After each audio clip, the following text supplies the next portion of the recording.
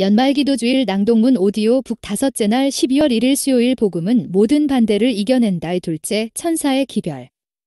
요한계시록에서 악한 세력들의 행동은 하나님의 것을 모방하는 듯이 보인다.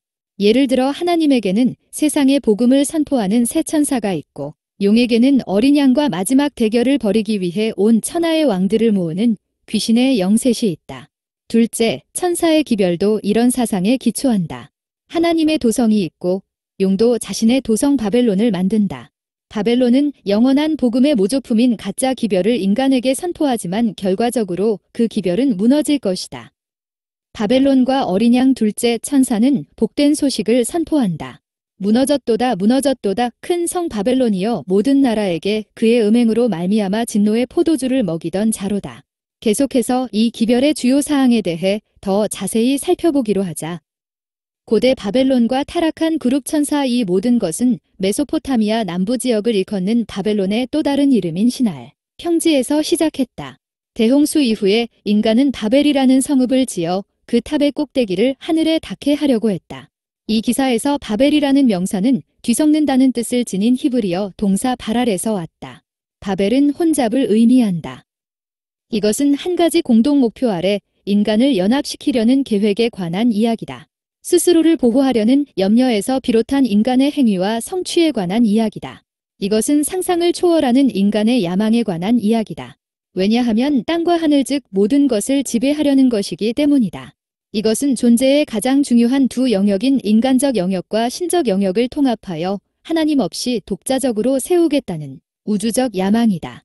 바벨론 사람들은 이 도시를 바빌라니 즉 신들의 문이라고 불렀다. 아마도 그 도시가 땅의 인간과 하늘의 신들을 통합하는 우주적 도시로 가시화되었기 때문일 것이다. 성경의 이 이야기는 인간을 위한 하나님의 계획에 반대하는 반역 행위에 관한 것이다.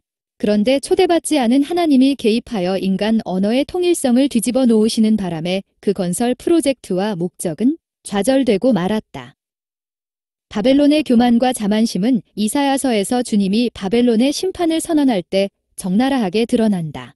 이 구절에서는 바벨론 왕의 야심과 계획을 타락한 그룹 천사의 가장 깊은 야망에 빗대어 표현하고 있다. 그 과정에서 하나님은 그룹 천사의 내적 타락을 드러내신다. 내가 내 마음에 이르기를 내가 하늘에 올라 하나님의 묵별 위에 내 자리를 높이리라. 내가 북극 지폐의 산 위에 앉으리라. 지극히 높은 이와 같아지리라 하는도다. 똑같은 야망이 어떤 식으로는 인간의 마음에도 자리 잡은 것이다. 역사적인 바벨론은 멸망했지만 그룹 천사의 야망은 여전히 살아있으며 그는 마지막 때에 그 야망을 다시 이루려 할 것이다. 마지막 때의 바벨론과 타락한 그룹 천사. 고대 도시 바벨론의 본질과 목적이 이제 마지막 때 바벨론의 모형으로 활용되고 있다. 요한계시록에서 바벨론은 첫째, 불결한 삼위일체이다. 그것은 타락한 그룹 천사의 계획을 추진하려고 결합한 세 가지 세력으로 구성된다. 그 셋은 하나님의 모습을 방불케 하는 용, 그리스도를 주로 모방한 바다에서 나온 짐승, 거짓 선지자로 불리며 성령의 사역을 모방한 땅에서 나온 짐승이다. 종말론적 예언에 대한 역사주의적 해석에 따르면 바다에서 나온 짐승은 중세교회, 땅에서 나온 짐승은 미국 개신교, 용은 영혼불멸이라는 이교 사상에 기초한 강신술이며 사탄은 이들을 통해 기만적인 기적을 행할 것이다. 둘째, 바벨론은 이 지구상에 있는 배도한 기독교의 종말론적 절정에 대한 표현이다. 그것은 문을 열고 돌이키라는 그리스도의 부르심에 귀를 기울이지 않았던 라오디게아 교회의 모습이다. 바벨론은 부유하고 아름다운 옷을 가지고 있기에 그리스도께서 모든 사람에게 주시는 부와 의복, 다시 말해서 복음의 풍성함을 더 이상 찾지 않는다. 바벨론을 구성하는 짐승들이란 현대 사회를 사회적, 경제적으로 억압하는 괴수들이 아니라 하나님의 마지막 백성을 적대시하는 기독교가 드러낸 배신적 표현이다. 셋째, 바벨론은 거짓 구원의 기별을 가지고 세상에 다가간다. 바벨론은 모든 나라를 그의 음행으로 말미암아 진노의 포도주를 먹이던 자이다. 바벨론을 움직이는 힘은 욕정과 욕망이며 성령으로 감화된 마음이 아니다. 영적 음료의 포도주를 나눔으로써 바벨론은 신실하지 않은 아내임이 드러난다. 이것은 주님께 신실하지 않음을 암시한다. 구약에서 하나님에 대한 이스라엘의 불충실은 자신을 지키기 위해 열방과 동맹을 맺는 것, 그리고 다른 나라의 종교적 관습과 신앙을 받아들이는 것이다. 이 두 가지 모두가 배도의 표현이다.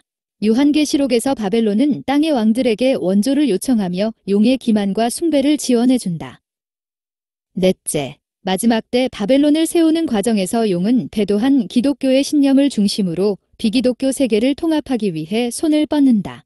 이 세상은 수많은 세계 종교, 적대적인 정치 세력, 모순적인 사고방식 심지어 무신론과 세속주의가 가득하므로 그것을 통합한다는 것은 분명 어려운 작업이다. 용이 자신의 목적을 달성하는 가장 효과적인 방법은 초자연적 현상을 사용하는 것이다.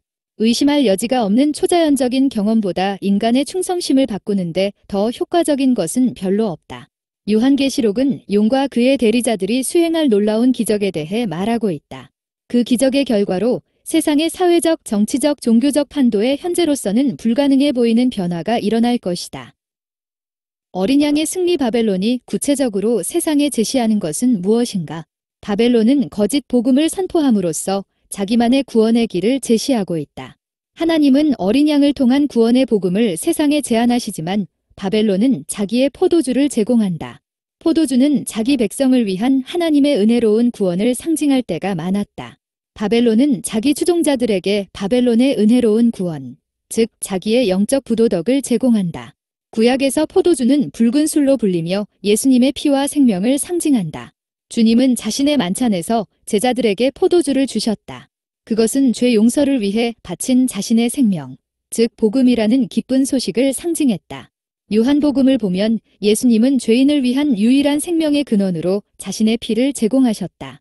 바벨론은 땅에 거하는 자들에게 자신의 포도주를 줌으로써 용과 그의 대리자들이 행한 놀라운 기적으로 입증되었다는 거짓 복음을 전하고 있다. 이 거짓 복음은 포도주 즉 그의 음행, 배반적인 가르침이라고 불린다.